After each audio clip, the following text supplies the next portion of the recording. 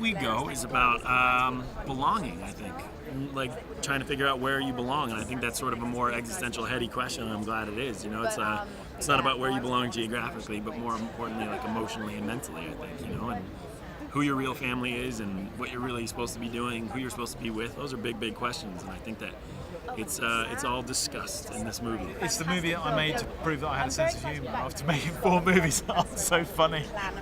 but you may see it and decide that I'm totally wrong and you don't think it's funny at all. But I think it's a very funny film, and I think it's a very hopeful, optimistic film.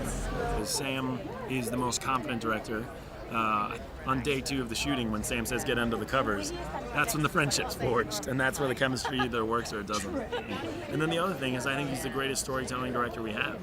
I think there are great directors doing great movies, but nobody can tell a story so intimately and specifically, especially in a relationship movie. But the way he has that theater background and the way he uses it and the way he understands actors is phenomenal. It's truly phenomenal.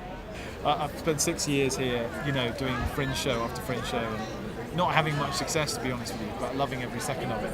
And it's weird how those memories all come back in the last couple of days. It's such an honor on every level. It's such an honor to be here. It's such an honor to be here with this movie.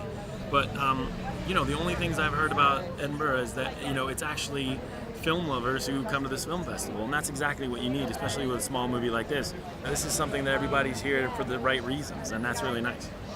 Well, we have an enormously diverse programme. We have more world and international premieres than we've ever had before. But as ever, there is something for everyone. You can come and watch the more sort of sweet, comfortable mainstream stuff you want. You can star spot if you want. If you want to seek out the really crazy, difficult things, they're in there too. And you can choose if you want to see things that are coming out and just be first, or if you want to find things that might never get another cinema viewing. So you can design your own festival, really. And I always encourage people to dive in and look for the unfamiliar. Wow.